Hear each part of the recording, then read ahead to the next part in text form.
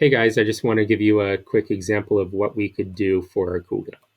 Wants us to, for each of the following angles, sketch a rough graph of a unit circle, then draw and label the following angles. After that, you will state sine, cosine, and tangent for each of these angles. So we have pi over 4, negative pi over 3, and 3 pi. Let me do it for a couple other angles. So I'm going to go back to my unit circle. What you guys can do is create a blank Jamboard. Jamboard.google.com. I'll be bouncing back to my unit circle.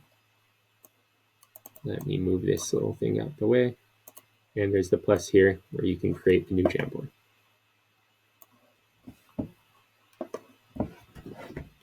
All right, we will look for, let's say I'm looking instead of pi over 4, let's do a simple one like pi over 6.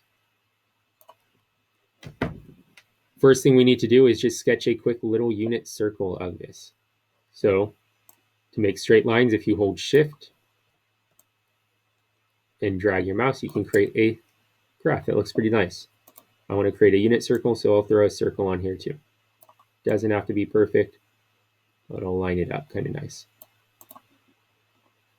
All right, the angle pi over 6. If we look at the unit circle, pi over 6 is right here in quadrant 1.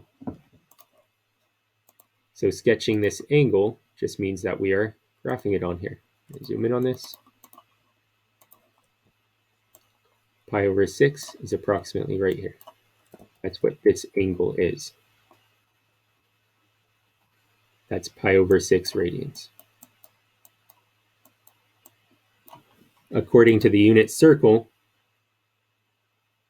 the x value is square root 3 over 2, and the y value is 1/2.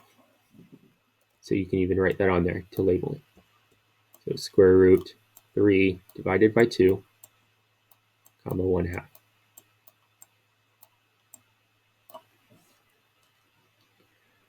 All right, and we can evaluate sine, cosine, and tangent for this.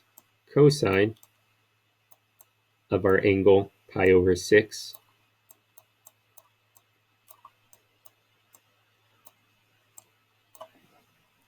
that's going to be equal to the x value, square root 3 over 2.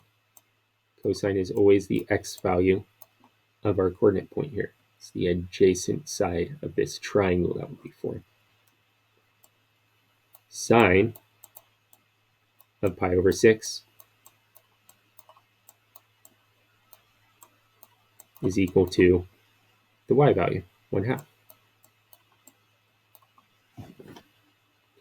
And tangent pi over 6, we have in our tables on that other Jamboard we did, or if we just want to prove it, it's going to be equal to sine pi over 6 divided by cosine of pi over 6.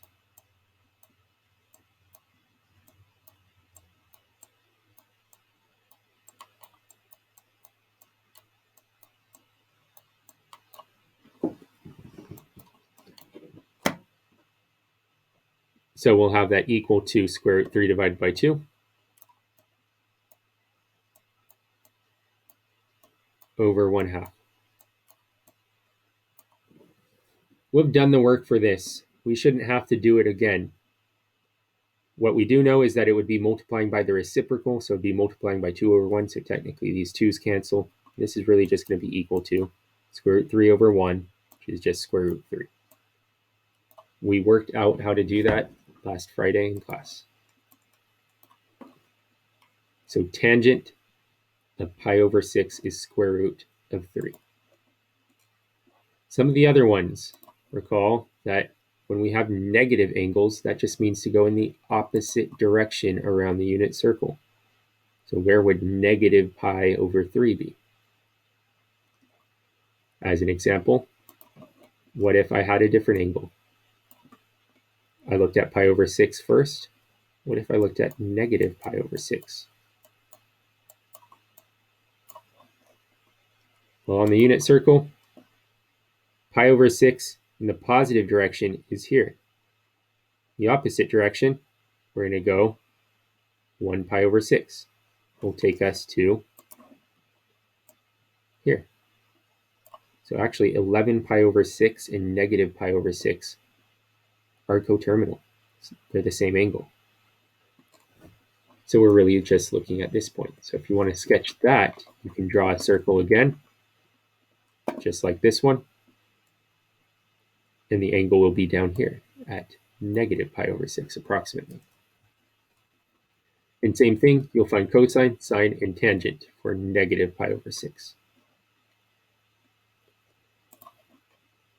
Third one seems like it's not on the unit circle if you look at that. We end at 2 pi, but maybe we can continue it. Where do you think 3 pi would be? That's my hint to you.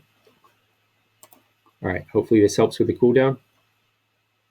Good luck, have fun. See you next time.